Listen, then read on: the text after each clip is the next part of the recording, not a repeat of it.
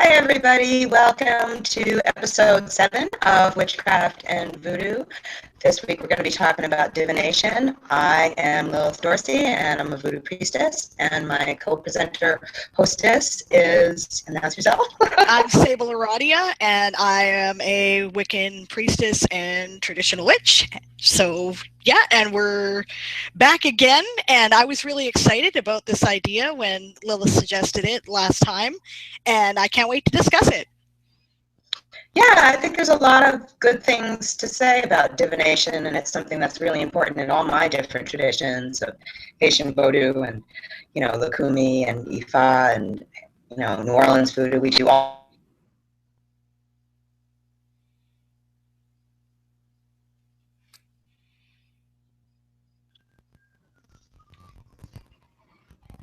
Oh, I totally lost you there for a minute. Oh, no. Okay. I don't know if that was me or what. Here. All right, I'll repeat myself. That's cool. Do you usually do daily practice for divination? I mean, is that something that most people who are Wiccan do?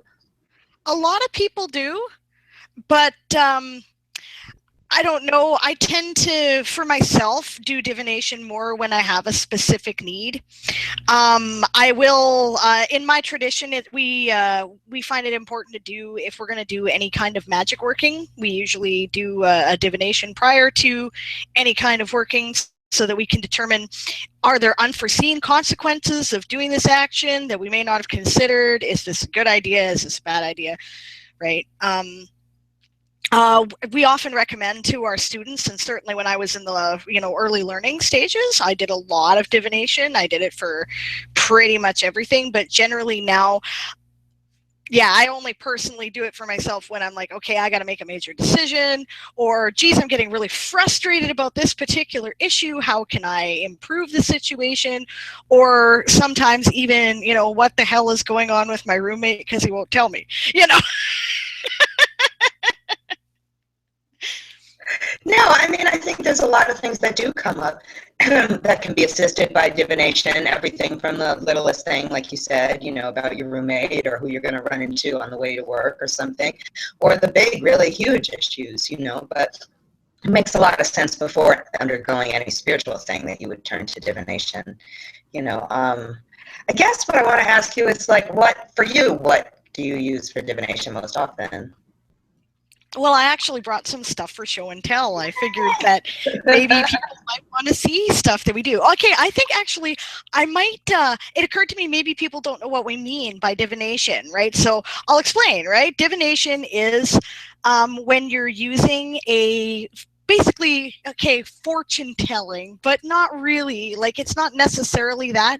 It's when you're trying to gain access to your intuitive knowledge. And there are many different ways throughout history that people have done that. And in some cases, it's ranged from omens to tarot cards to, tea leaf reading. Tea leaf reading is one of the things that I do. I actually, 2 days a week, I do readings at a bookstore, and I do this professionally, right? So I do tea leaf reading, which is kind of like cloud watching in a way, right? Because what you're doing is you're looking for things that stand out as symbols in the leaves that are left in the teacup, and these, spark kind of an intuitive reference, right? So anyway, this is my tarot deck. I made this cover years ago, and it was a gift from a friend. And sometimes it's thought to have more power when a friend gives it to you. It's just something I don't know, the common wisdom in witchcraft, right? So this is the Robin Wood Tarot. Sorry, excuse me. And I really like it because it's very beautiful artistically, and it draws upon a lot of specifically Wiccan symbolism, which I really identify with. For instance, right? Let's see here if I can find something that... Okay, Judgment. This is a wonderful example. In most traditional decks, right, this one will be the Archangel Gabriel blowing the trumpets of Judgment Day, right? And people get confused, right? Because they think, oh, this is the final judgment, and it means you will be punished for your sins or whatever. And it's not the meaning of the card, right? The traditional meaning of the card is that things come to fruition, right? And finally the things that you've earned or not, one way or the other, come out in the wash, right? So kind of like Game of Thrones this week. Yeah. Yeah, I won't say any more, no spoilers, but yes, judgment, right? But I like their symbol because in this one it's got a phoenix, right, and a person rising from a cauldron, right? So this is a symbol of death and rebirth, renewal from ashes, which is closer to what the meaning of judgment was originally intended. And this is something, because of the phoenix and the cauldron, this is symbolism that speaks to Wiccans and pagans, right? So like that. And this is the one I've been doing the longest. Right? I've been doing this since I was a teenager. It was one of the first things that I discovered in my witchcraft journey, and I still love it. So it's one thing. I thought I'd throw out there, people sometimes get confused because there's two types of tarot decks, basically. There's what we call the Rider-Waite style, which is the stuff with the pictures, right? Which I like. I think this tends to be better for most things, because if you don't know what the card means, you can still look at the picture and it gives you an idea. And you can, if it feels like you're daydreaming a story, you're probably on the right track. Then there's the Marseille tarot decks, which look more like your traditional playing cards, and they have things like, crossed swords crossing each other like this and whatnot. And unless you know specifically what the card is supposed to have meant, it probably doesn't make a lot of sense to you. Right. So, and another thing people need to know is that there's a difference between tarot cards and oracle decks, right? Tarot cards have 78 cards that have very specific meanings. There's a specific number of the major arcana, and there's a specific number of the minor arcana and the court cards. And as long as it's based on that design, it has the 78 cards, it's a tarot deck. If it's anything else, it's an oracle deck.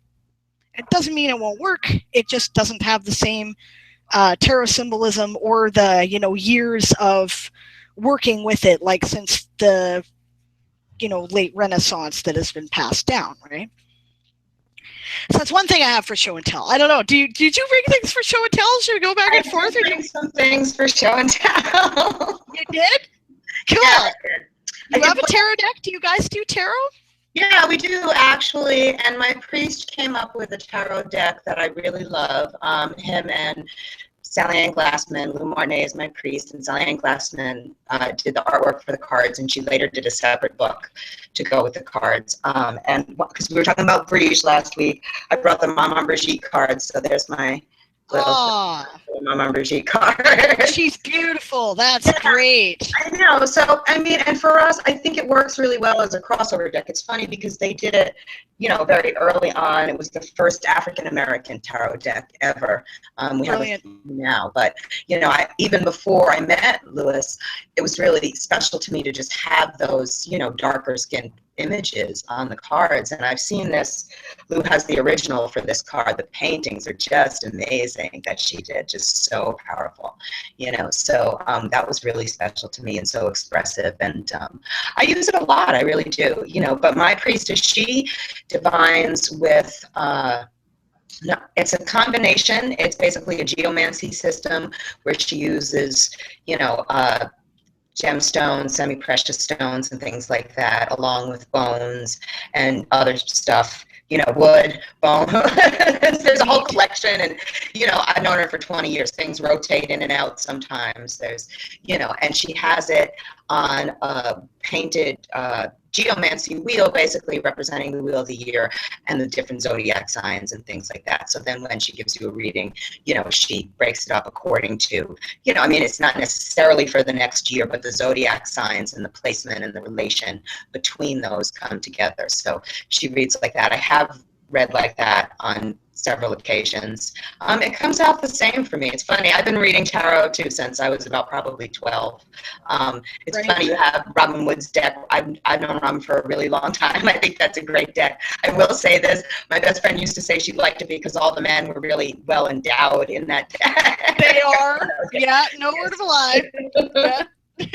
Definitely. But I think it's really important, especially, to have a really good yes, no. That for me, when I tell anybody about starting to divine, it doesn't matter if it's just pennies or if it's a pendulum. I met somebody this weekend at an initiation I was at. She wore a pendulum around her neck. I thought that was a great idea. So she always had it with her, and it was always getting charged with her magical energy. And I think that's a good place to start. I mentioned I also do a lot of Lukumi, which most people refer to as Santeria stuff. And beginners in that tradition, what we do is divine with a coconut. So you take our splitting coconuts all weekend. You take a fresh coconut and you take the shell off, and then you cut. Hopefully you can get even pieces, but pieces that are maybe about like this large. And then you throw those, and those come back in a series of, you take 4 pieces. So you're throwing 4 pieces at a time, and you've got, 5 different choices that could come up. It could either come up, they're all, the white side of the coconut, and that would be an Alafia. It could come up that it's, 3 up and 1 down. The best thing that you can get really is 3 up and 1 down, which is funny because you would think it would be like half and half would be the best thing you can get, but no. So 2 and 2 is also really good. And then when you get 4 down, that's the dead want to talk, or you need to stop asking the question, which I think is really important. I know that that's something, again, when a lot of people get into divination, it's easy to get obsessed about it, or the right question, or did I ask the right question, or maybe if I ask it a different way. And you really have to allow whatever method it is that you have to just give you you need to take a break right now. I mean, I know Crowley talked about, when there were certain cards, when you got those cards, that it was time to put it away and, go take a little break. It's not time to do a reading right now. So I think that's a great point. I know that a lot of people that, they start out and then they don't like the answer that they get, right? And they're like, oh, but will it change? Will it change? Not usually, no. And, okay, the thing that I tell people, right, when I'm doing, like, okay, for example, tarot, right? When you're doing tarot, right, the major arcana cards you're pretty much stuck with. The minor arcana cards might change depending upon your decisions, but they're not likely, unless you do something to avert whatever it is, it's likely to turn out the way that you see. Some things are beyond your control, some things aren't. So, like Yoda says, right, always in motion the future, difficult to see, right? Yes.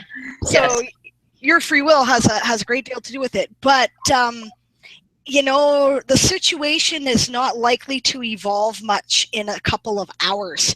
If you want things to change, make a change and then try again in like a couple of weeks. I generally tell people if they're looking for major readings not to come more than once every 3 months or so, because so little is going to change in that time. You're just wasting your time. And I don't know, I get the sensation myself that whatever entities we're working with that deal with readings get pissed off if you just don't like the answer and keep asking until you get what you want, right? I also think it's a good idea not to do your own readings if you can avoid it about major things, because we are too likely to not be objective. Either we automatically see the worst possible thing because we're terrified, right? Or we automatically see the best thing because that's what we want to see, right? So yeah, good advice about, sometimes you just need to stop asking the question and let the fates do things as they're going to do them. And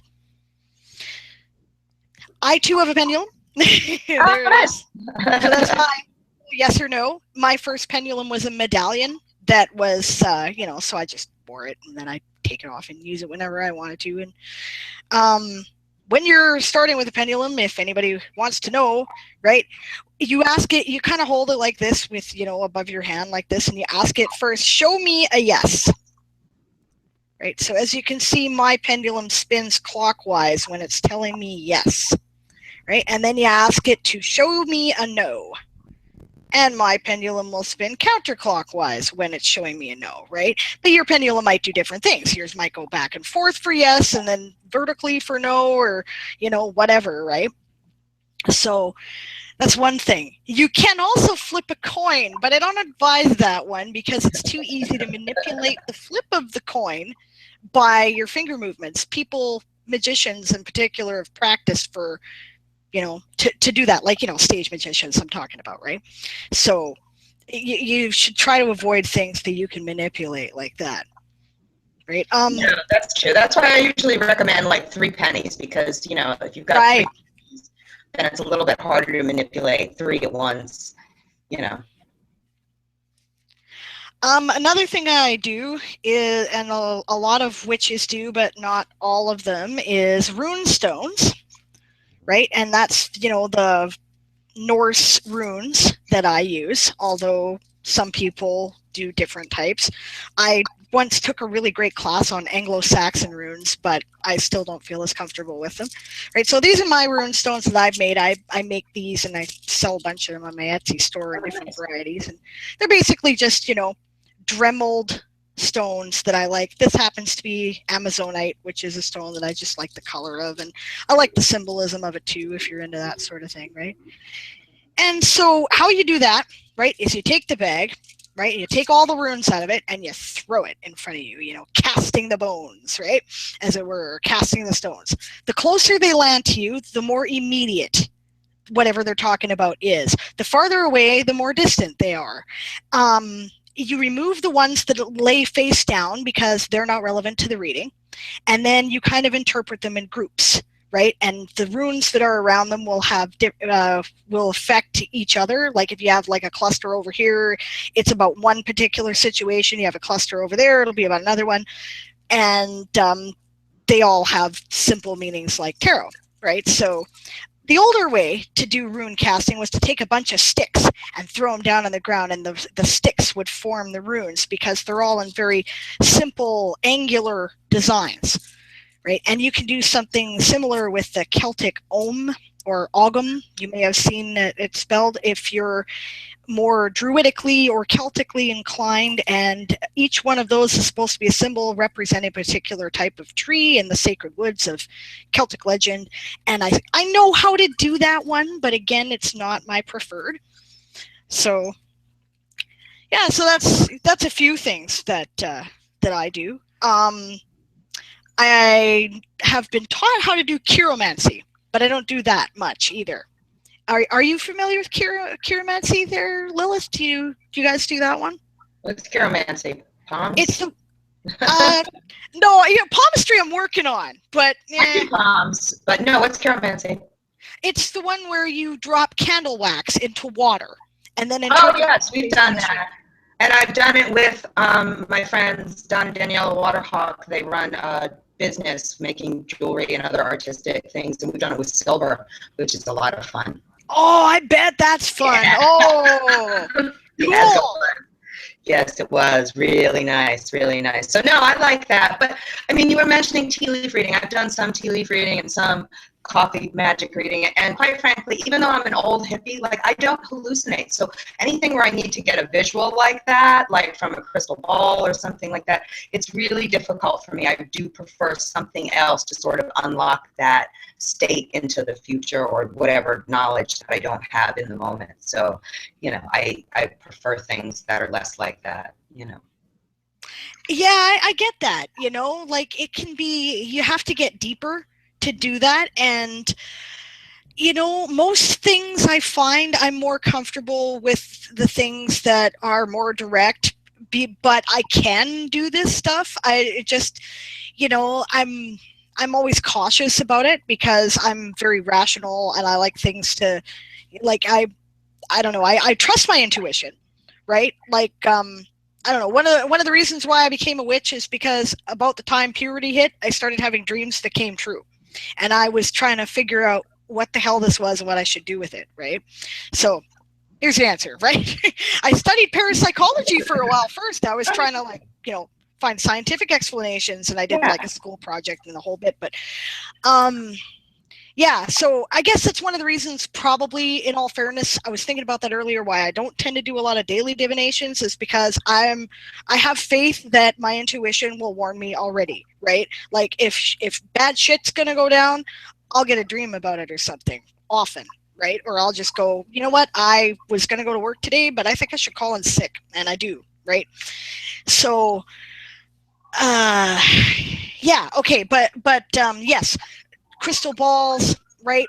And that, like, we the term generally used where in my circles is scrying, where you're looking into a reflective surface, right? I have a dark mirror that I have used for that purpose. I like to do that as part of a Samhain ritual because I feel, traditionally we think the veil between the worlds is thinner, so you're more in touch with that kind of information, so it's easier, right? And you try not to get a reflection in the glass, or as little reflection as you can, because it's the staring into the blank space that's supposed to give you the idea, right? Most people do struggle with it, so and I do too, right? Because I don't get, like, I don't hallucinate either, right? What I generally get is really intense daydreams, right? Unless I'm doing drawing down work, in which case, that's a totally different experience. But when it's just me, but then again, I also do mediumship type work. I'm not as comfortable with it, but I have done it, and I took a class on that too. A friend of mine, Lois Gouret, is a professional medium, and she gives courses. I took a course because I wasn't comfortable with that entirely, but I saw it work. I had a couple of great experiences with people where their dead husband came to speak, and I described him, and I said exactly what I visualized him to be saying, and she burst into tears, and it was awesome. And so obviously, it was doing what it was supposed to be doing. So great. But I always feel uncomfortable. I'm afraid of getting it wrong. I'm afraid of projecting stuff that may not be there, because you've got to get through all that stuff. Like, if it feels like you're daydreaming, you're doing it right. That's what trancing feels like. If you're going deeper, and it feels like you're having this intense guided meditation, you're doing it right. But you always kind of question, well, am I imagining this, or is this a vision, right? So I think that the big skill that we develop over the years is trying to make sure that we interpret it properly and don't put our own shit into it. Yeah, I mean, for us, this is one of the things I think that a lot of people in my community misunderstand about, there has been a lot more transpossession, mediumship, that kind of thing, where, when you talk about Afro-Caribbean tradition, there's a strong history of that. And we have tests. I remember once someone came to, my priest Lewis, who I mentioned, he was doing a series of structured possessions where, he would, or we did one once where we were all bugs. I know that's going to sound crazy, but no. I'm sure it doesn't. Trust me. I'm sure I've done similar things. There's a legion of Loa that are called the insect Gede, and they're representative of the ancestor spirits that don't have names, and very often when they appear, they take the form of insects. And they have insect energy. There's spider ones. There's one that's a flea that like farts all the time. It's very entertaining because they're very lusty and very, very present. And he had done a structured possession like that where we were all going to be bugs. It was great. There were like 13 of us. We were bugs, and we really, really did connect in a sort of, non-verbal psychic kind of way, in the way that I do truly believe that insects do. And I've run into a couple, this was maybe 15 years ago, I've run into some of these people later, and it was really wild and wonderful. But for us, we have tests, you know what I mean? Like, is this somebody who's acting bug-like? I've seen people, under possession. I'll speak a language I don't speak. I don't speak Latin. If I'm talking to somebody whose ancestors were of Latin descent, then I'm speaking Latin. I don't speak French, but if I'm talking to a French person, So that is one of the simple tests. That's why they say speaking in tongues, you know. And I had to say to my priest this weekend, I was like, don't worry, I'm not going to speak in anything nobody here speaks. So like that to me is another thing. I was at a thing once where somebody started speaking in a language that they spoke. Well, that's not really a big deal, you know. Or if someone to me is just speaking nonsense, well, that really isn't very helpful either, honestly. Like, you know, for us, it's a message, it's a blessing, it's there's something to heal the community. That's why the information needs to come out, you know.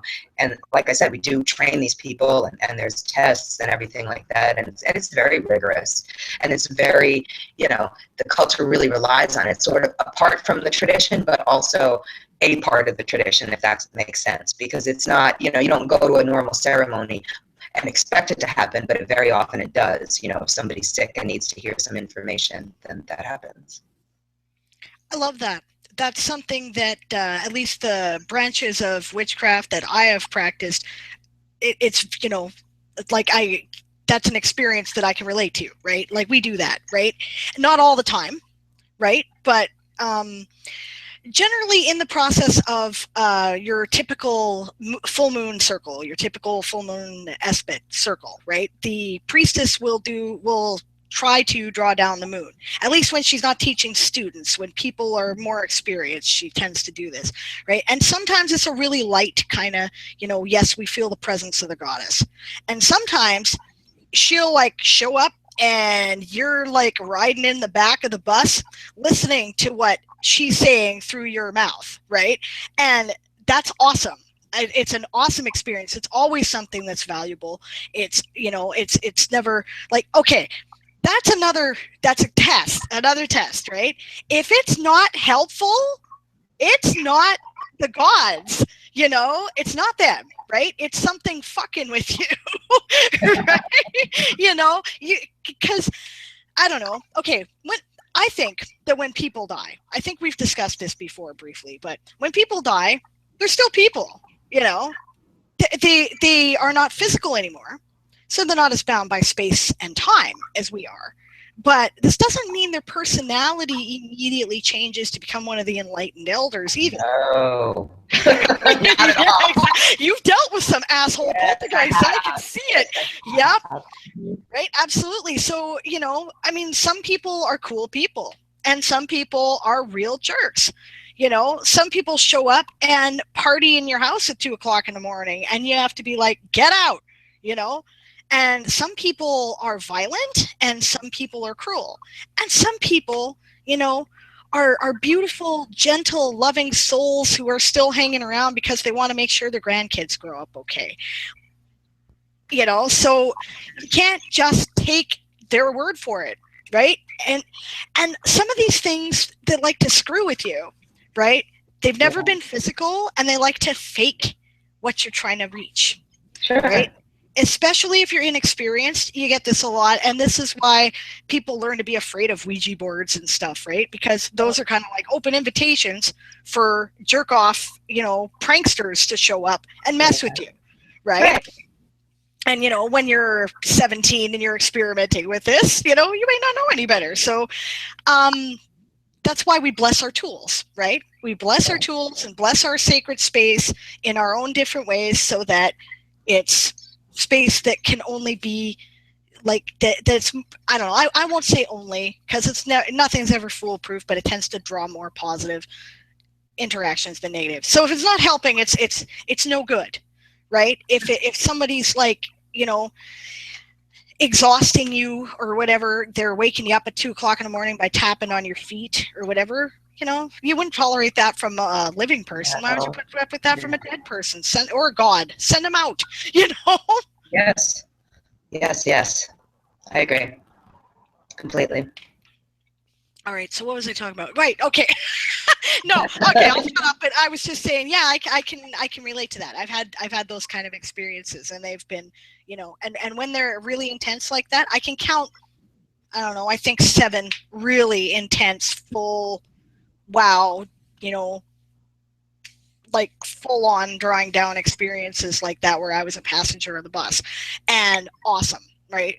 They were all so helpful to the community.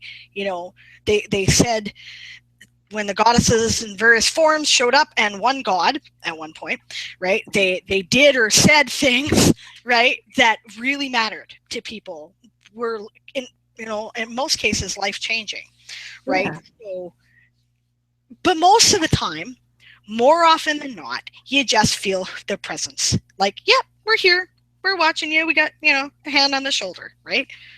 So enjoy it when you get it. And I don't know if that's quite what most people mean by divination, but certainly they help. I mean, we link these things, right? The psychic abilities, the mediumship stuff, right? Because being as they're not bound by time and space like we are, they have information about stuff that we may have no way of knowing. So they can pass that information on. Like once Hecate showed up and warned people at a Samhain ceremony that they were going to have an absolutely hella year unless a couple of things happened. And I hate giving dire warnings. Like, I would never do that, right? I would never say such a thing. Yeah, right. Like, if I get people have serious health problems in my readings, I say things like, have you been to the doctor recently? Probably a good idea to just get a checkup and make sure everything's okay. I don't say, holy fuck, the cards say you're going to die of cancer. No. I might say it, I might see that, but I'll never tell you that because it's not even true. It's not even necessarily true. It's like, this is the way things are going. So anyway, she showed up, she did that, right? They didn't listen, right? Horrible things happened to them, right?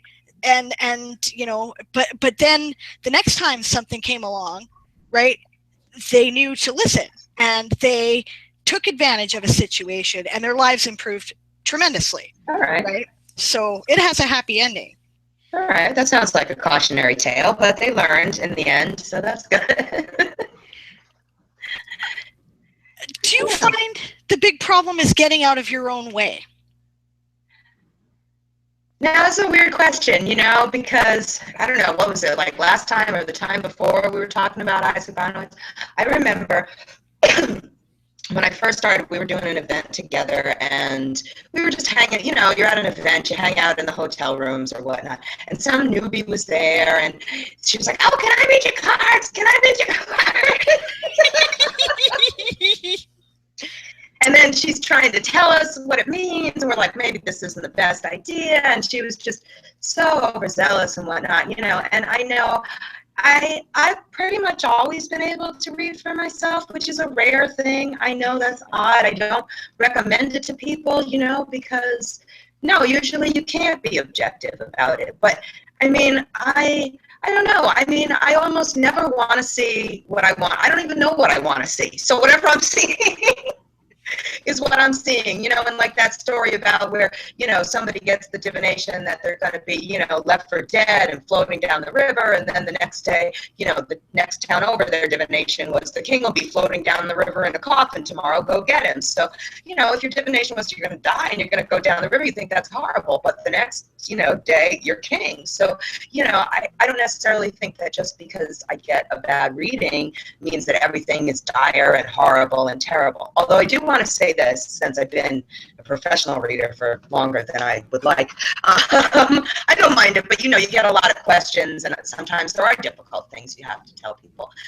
Pretty much, my cards almost never give somebody more information than they're ready for. I remember I had a reading once in the very beginning, and it was for a young gentleman. I mean, I was young, the gentleman was young, he'd never had his cards read before, he was away from home, and I was getting that there was a lot of negativity surrounding him, and what we thought it was his grandmother, and his grandmother really was genuinely sick and in the hospital.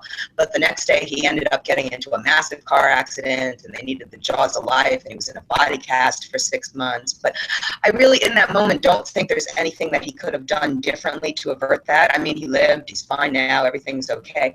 But, what are you going to do if you think something horrible is going to happen? It's like Final Destination. It's going to come after you anyway if this is the way stuff has to happen. So you need to accept it. And, I mean, for me, I think the hardest thing was, you mentioned the dream work. Like, all my dreams used to come true for years and years. And then I had this great cat, and I have to mention her now because we're talking about tarot readings. This cat did tarot readings. You would put the cards out, and she would nuzzle or paw out whatever cards she thought you needed. Maybe maybe like 4 or 5, and then she'd just go have a drink of water and go back to sleep. She was fantastic. Her name was Awesome. Grandma. She was great. And she was an outside cat. She'd come to me as an outside cat. Somebody couldn't take her. So I always felt bad keeping her in because she was an outside cat, because she was raised that way, and she was always darting the minute you open the door and everything, you know. And I thought if it was me, I would want to go out if I was always an outside cat. And I dreamt one night that she was torn to bits, and it was horrible. And later the neighbor kids told me they had coyotes in the neighborhood, that the coyotes had gotten her. And at that point I just went, I don't want to see anything negative that way anymore, because again, I think it was a situation where there was nothing I could have done.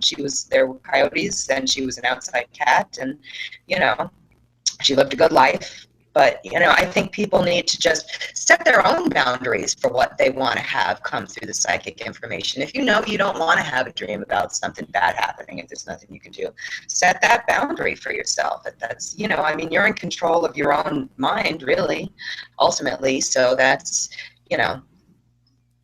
I totally agree with you. I have a similar story to share, actually, right? Okay, so I used to get dreams about a lot of minor things. I guess I wonder if it's because I cared more about it as a kid. You know, as I get older, I find that it tends to only be about the major things, right? Okay, so sometimes you can avert it, sometimes you can't. Once I had a dream about a particular road, right? And something happening at this crossroad, right? And I saw the road, and I saw the street sign, and I was like, oh, something bad here. And that's all I remember from the dream, right? So a couple days later, I'm driving long distance to Edmonton for a pagan festival, and I came around a corner. I went a route I'd never been before, and I saw that sign. Right. And I was like, whoa. And I slowed right down. I hit the brakes. As soon as I saw that sign, there was nobody around me. I could just hit the brakes on the highway. And sure shit, I went around the corner, and a deer marched right out in front of me, you know. And if I'd, you know, right, if I'd been traveling at normal highway speed, that would have been it. Yeah. Right? So, okay. So there's an example of something you can avoid, something I couldn't avoid, right? It's something that I've talked about before on various forms of media. A few years ago, my husband was in a terrible car accident that almost killed him, right? And I didn't see it coming. This is not something that appeared to me in my dreams. I had a feeling of depression that whole day for no logical reason, as did he, right? But other than that, I didn't feel I had any warning. Now, a few months before that, something like 6 months, I'd had this really intense, vivid dream. And it's weird that I remember little details about that, because this used to happen all the time when I was a kid, but it doesn't happen so much anymore. And in this particular dream, and I told my husband about it, so he remembers this, right? He can back me up on this one. And I said, okay, so we were in a hospital, I think, except it looked like a hotel, right? And we had like a beautiful view of the Vancouver skyline. It was just amazing, this view, right? And I don't know, there was something about water in this drawer that your mother had brought us, and we were eating butter chicken, and I don't know, and we were spending time together. It was really cool, right? And we were really in love, right? Okay, so after the accident and the ICU and the trauma recovery and, you know, this and that, finally they moved him from the ICU in Vancouver General, where he was there for a month, which he'd been flown into, right? This is another story I'll tell some other time. But okay, and then the trauma ward, and then they moved us to the orthopedic ward, right? And we were now waiting to transfer to our home hospital here in Vernon, BC, right? They just were waiting for somebody to be available to take him, right? So we go into this room, and there it was, the room that I dreamed about. It was there. It was a hospital, right? Except we were right over the helicopter pad, which showed over it a beautiful view of the Vancouver skyline, right? And yeah, we had butter chicken for dinner, and his mother had brought this water and the whole thing.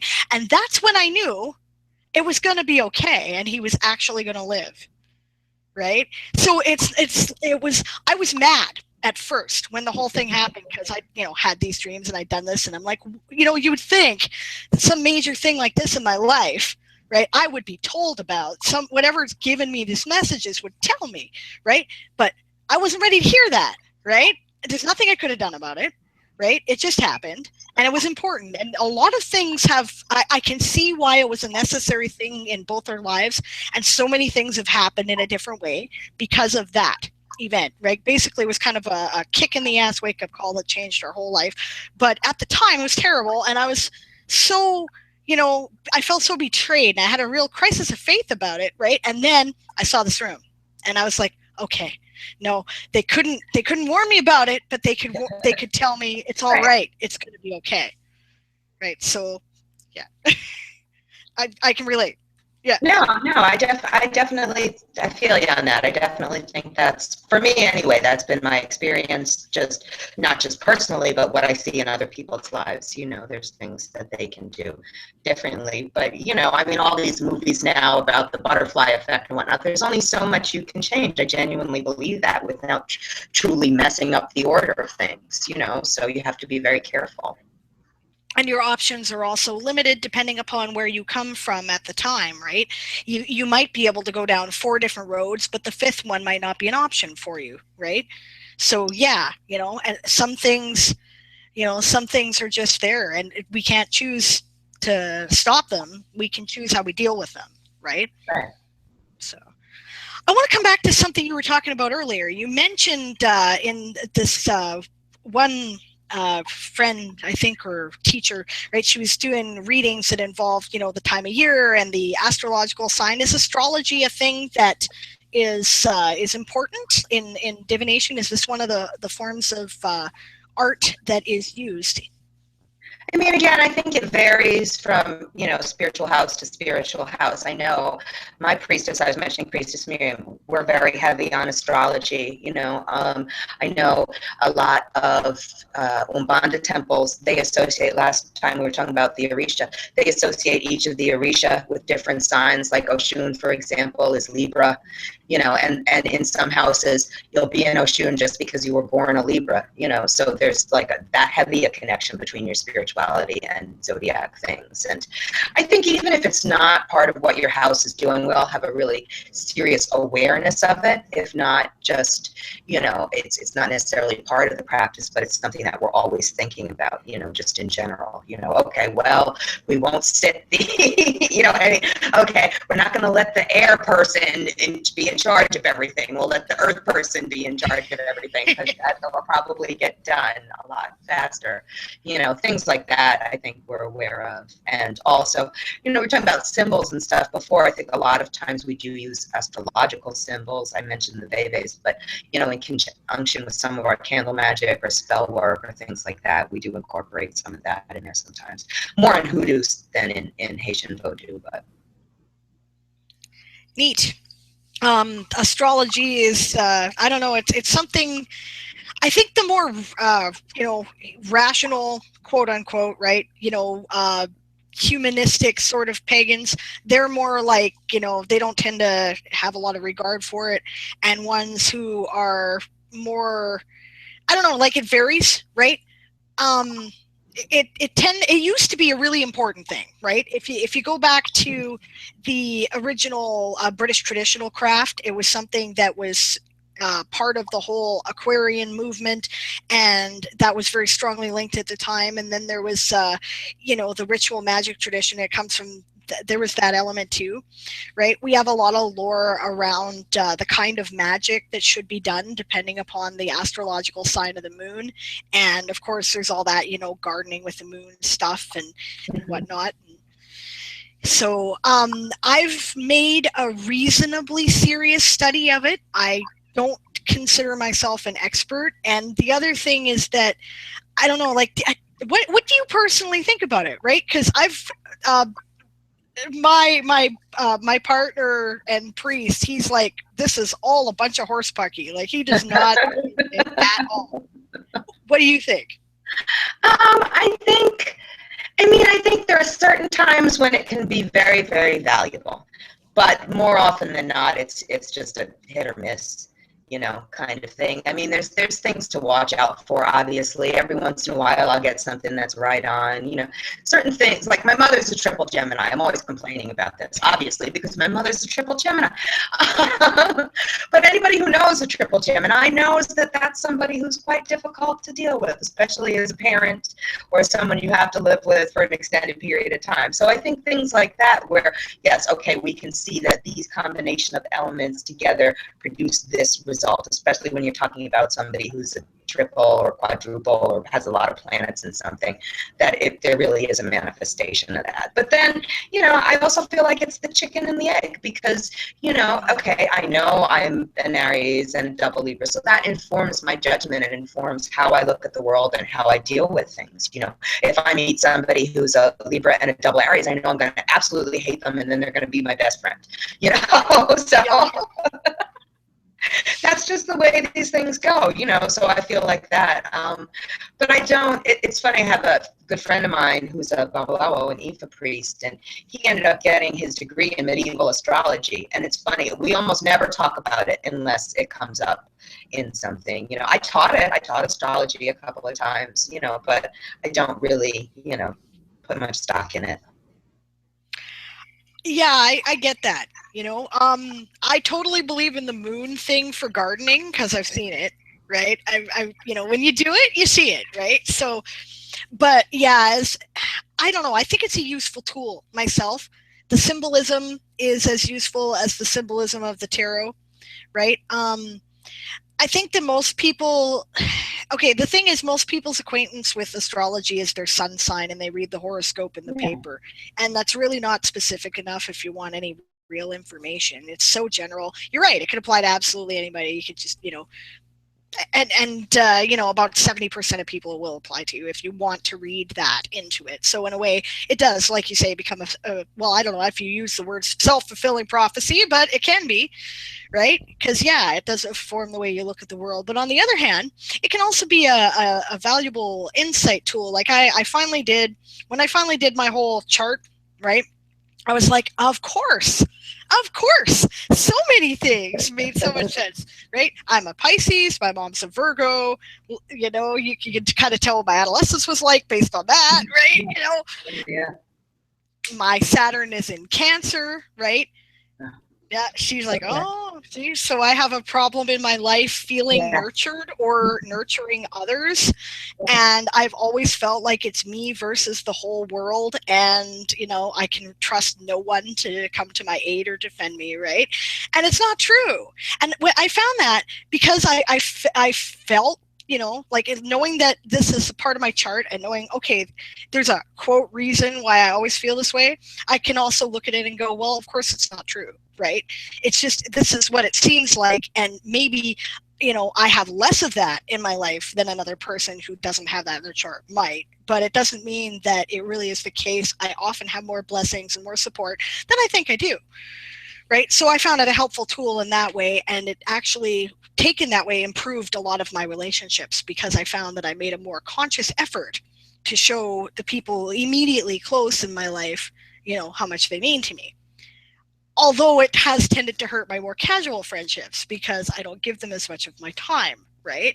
So, yeah, but whatever, right? Yeah, but I think you can use it that way as like a learning tool about yourself and how you relate to others and things like that. And, just when you're talking, I was thinking that, oh, maybe I don't like astrology that much because I have such a really horrible chart. Like I've had my chart done and it's one of these things where they're like, oh my gosh, this is your chart. I'm so sorry.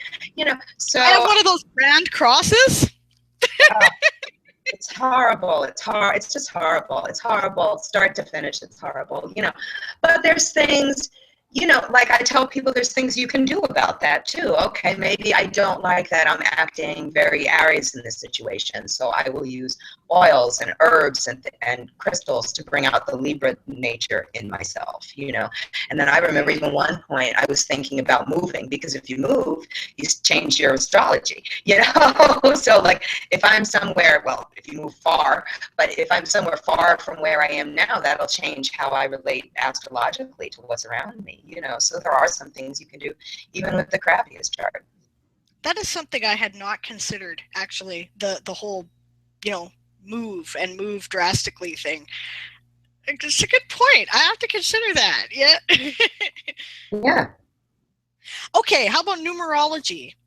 Do you guys ever use numerology?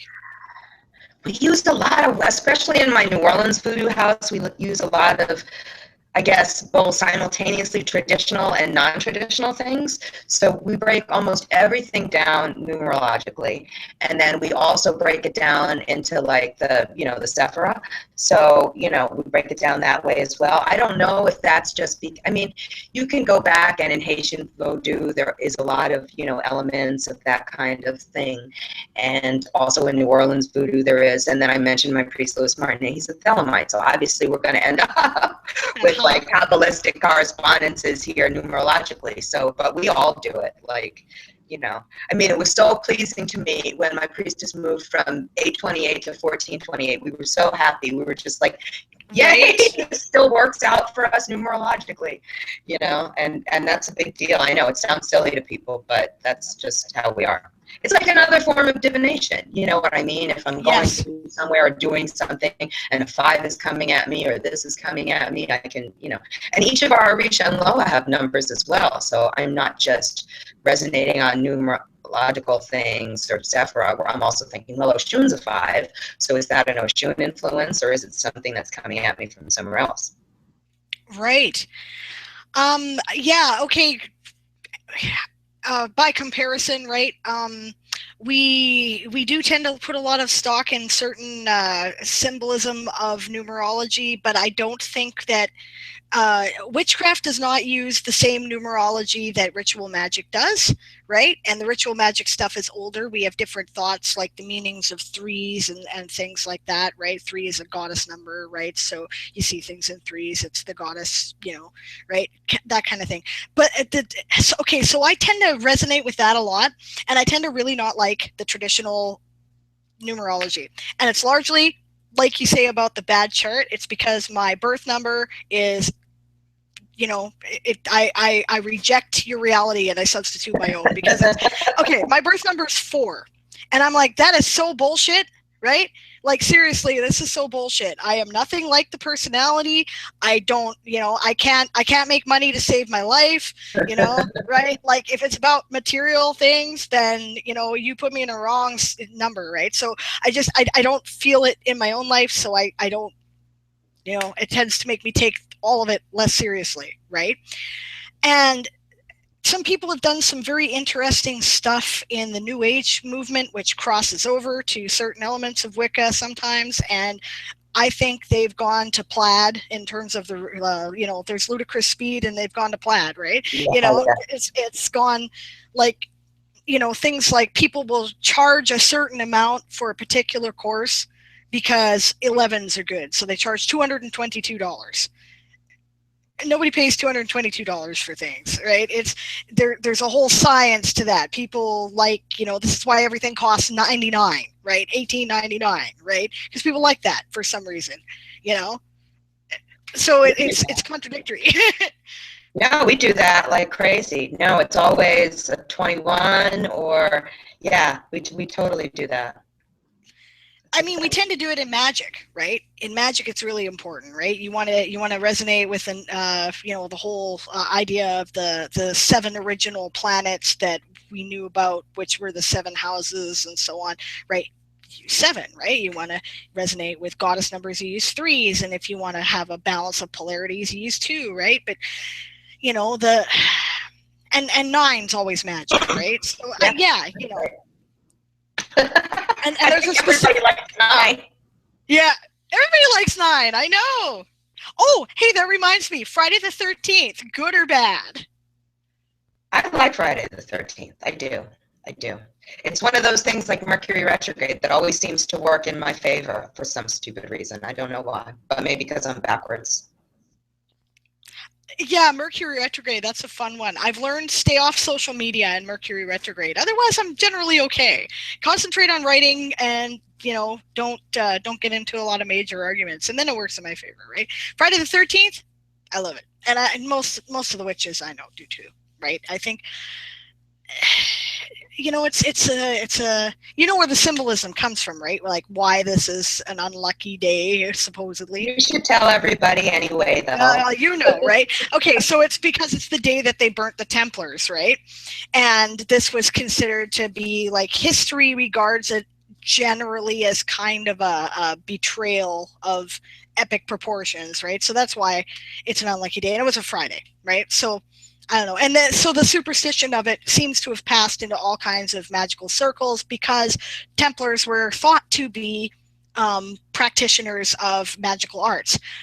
And that's one of the charges that was laid against them when this big, you know, kerfuffle happened, right? Whether or not they were is a matter of opinion. There is evidence on either side, you know, like, I don't know. You know, there's a lot of occult orders that claim their descent from what the Templars were doing, and there's some evidence to support that, but I don't think it went as far as other people were saying, you know, right? So my own opinion, right? But okay, so yeah. So why is this considered to be a bad luck day? That's why. But, you know, nowadays we associate it with, you know, black cats and superstitions, and, you know, right? So I think that modern witchy types. Yeah. Oh, I love black cats. Black cats are awesome. Cats are awesome. I like cats in general, but I don't know. Witch liking cats, no, never happens. Right? I don't know. Sometimes there's a reason why it's a stereotype, but yeah. Yeah, there is. There is. All right. I think we've talked for a long time. Yeah. I don't know. I like the subject. I really enjoy divination.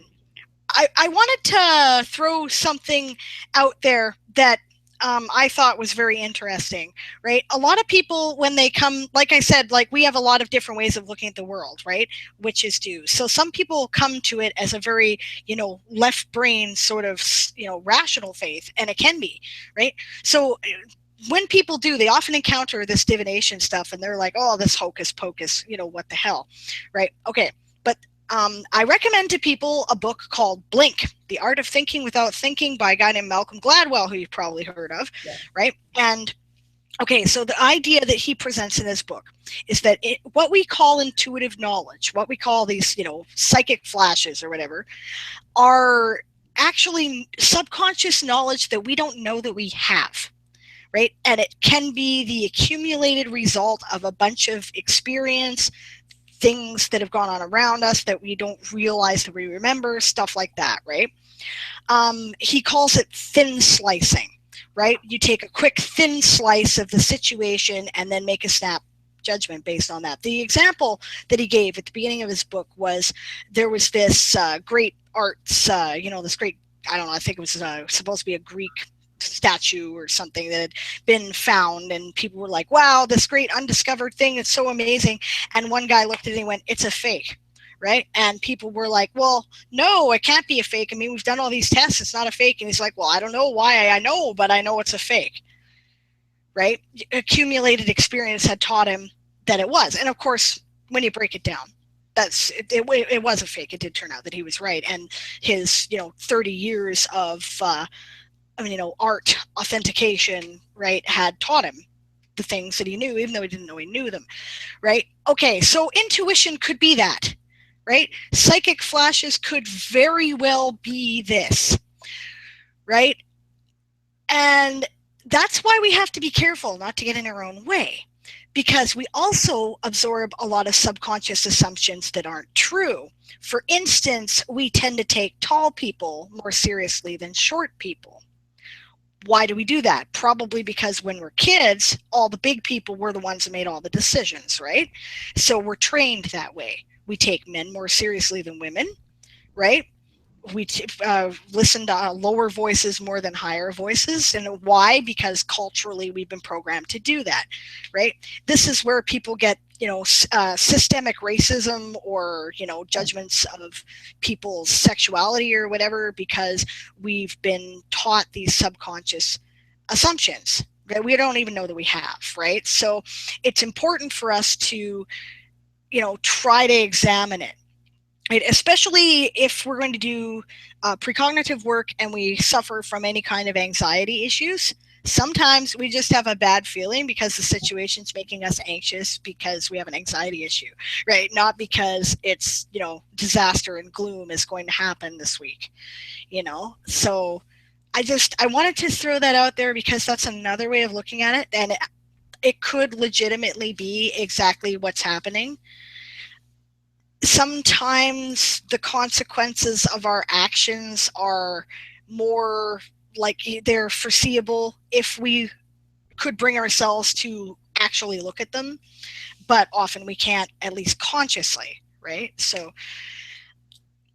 I don't personally believe that entirely, and I do believe a lot of it is that, but I also think that a lot of it is that human beings are given an ability which we used to be better at, but we have lost a bit because we've developed our logical left brain beta consciousness more, right? Of being aware of the possibility of a shift, right? When we come to a turning point, a point where, we have these options, these branches, right? I think we're given something in the nature of our consciousness sees it, but because it comes from the same part of our brain as imagination and daydreaming and that kind of thing, we've learned not to trust it, right?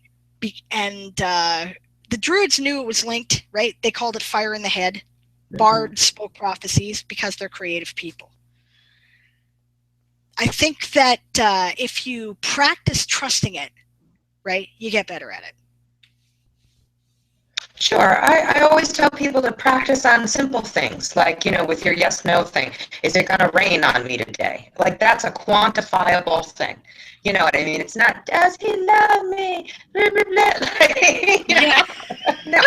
Is it going to rain on me today? Like, that's the question, and do that for an extended period of time. If you're getting, a yes or no consistently and you're correct, then, you can move forward.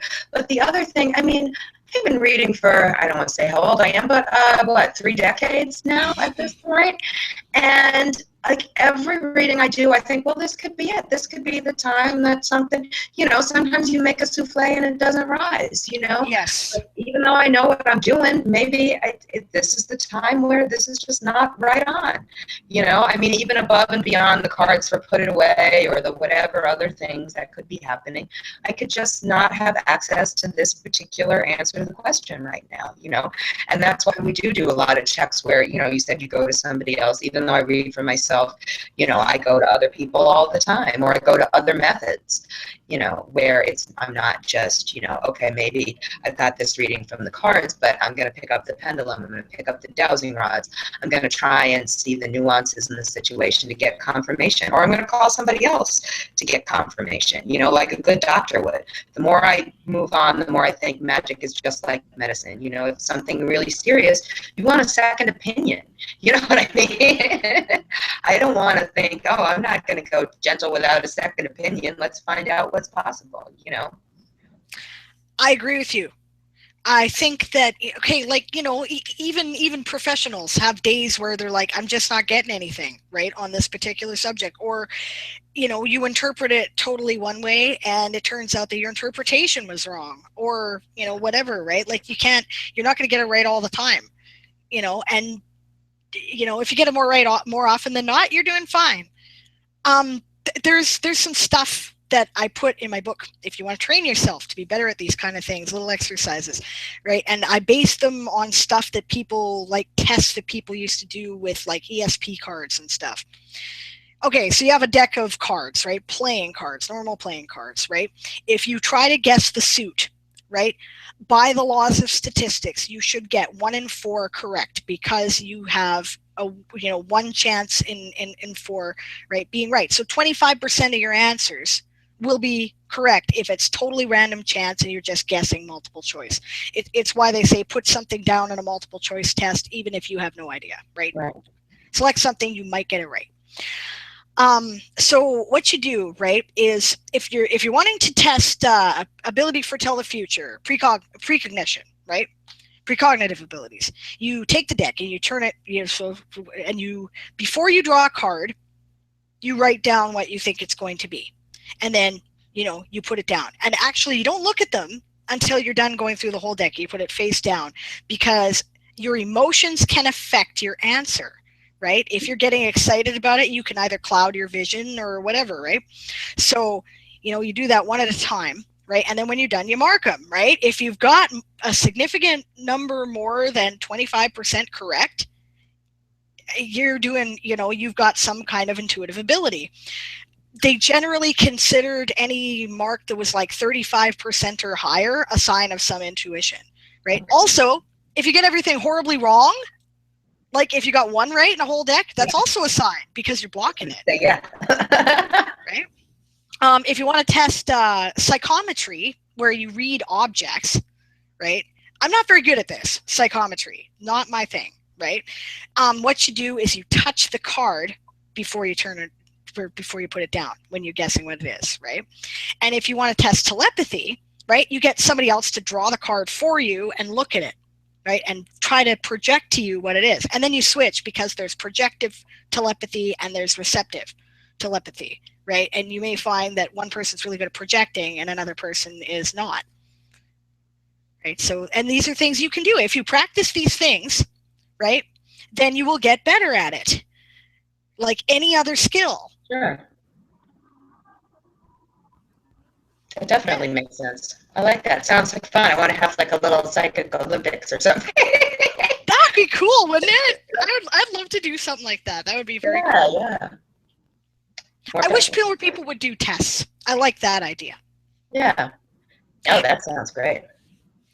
But you're right. I think we've talked a while now, eh? It's just I love the subject, so I'm sorry. No, it's so great. No, it's so fantastic. I mean, I will say this. I try my best to devise my own tests. I do remember one Norse person who was doing a trance mediumship thing. And, you can come and ask questions and stuff. So I asked a question and I was like, someone here is not genuine. Who could it be? And she's like, the person who's not genuine is standing right in front of you. They're speaking stuff, and it's so not true. And I was specifically asking about her. It was hilarious. I was just like, okay, well, if anybody had any doubt that she was not genuine, here we go. She just said it. And then she came to me afterwards. She's like, I thought my reading was so on for you. I'm like, yes, it was. It truly was. That's hilarious. Yeah, that's so trolling. They didn't even know. That's funny. No. I saw the other day. She's still at it. Well, maybe someone else will test her and they'll realize. I just don't think it's fair. I mean, for years, I don't do it anymore because people would take advantage. And although I've never had to give anybody their money back for 20 years, but I used to guarantee all my readings, and I probably still would if somebody was genuinely unhappy with it. But I had so many bad readings, and I would feel like, wait a minute, I just spent, $20, $30, $40. You told me something wonderful was going to happen. I don't have the money, and nothing wonderful happened. Yeah. It's like a double whammy. At least if I could get the money back, I'd feel better, I still guarantee all of my readings. If you don't like my answers, you can get your money back.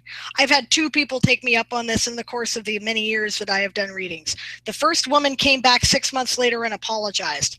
The second happened just recently, right? So I don't know how that's going to turn out yet, but genuinely my feeling about it was, you don't want to hear what I'm telling you is your problem, right? You don't like the answer you're being given. Right. So, okay, and that's fine. Right. That's fine. I have looked at somebody and said, I don't know. I'm not getting anything about that in particular. I'm sorry. I have done that. Right. And then they asked about something else and whatever. But, I mean, and that's okay. It's okay to do that. I mean, the most brilliant person in the world is not going to know all the answers. And the most perfect psychic in the world is not going to always get it perfectly right. Sure. Definitely. All right, so are we going to do this again in 2 weeks? I think we should. I love it. I'm having a great time. This is so good. Right. Oh, that's the 4th of July. All right. Oh, do you have plans that day or? No, I don't think so. I have plans on the 2nd, right? We're doing kind of a later solstice thing, but not the 4th. So. Oh, nice. Yeah. All right. No, it's a Monday night. I mean, I can make time for this. It's, it's fine. Okay, that's cool. If you're not going out and watching the fireworks or anything, I don't know. That's cool. That's good. Maybe there'll be fireworks in the background. Who knows? That'd be fun anyway. Right. That's cool. Okay. Did we have a subject planned? I don't think we did off the top of my head, or you know. I don't even know what we covered and what we didn't cover. I know we were talking about maybe doing something. You said people were going to have questions about how much initiation costs in my tradition, so. Oh, right, the money issue. That's the next one Maybe we're going to talk about money. Let's do the money issue. I think Sure. that will be fun. Well, I expect to get a lot of hate mail actually afterwards. It'll be great, but that's okay. You know, so if you would mind putting the links to the things you talked about, like the tarot deck or whatever, if in the description, and I will pass on some links to, if you know, since it'll be on your channel this time. I've got a couple of videos that I did that show some of the things that I was talking about, like one on how to do tea leaf reading, and I'll put the, you know, the link in the, well, I'll give it to you, and you know, you do with it what you want to do with it, but No, you should put it in the comments, then it'll be under there. There we go. That's what we'll do. Yeah. Okay.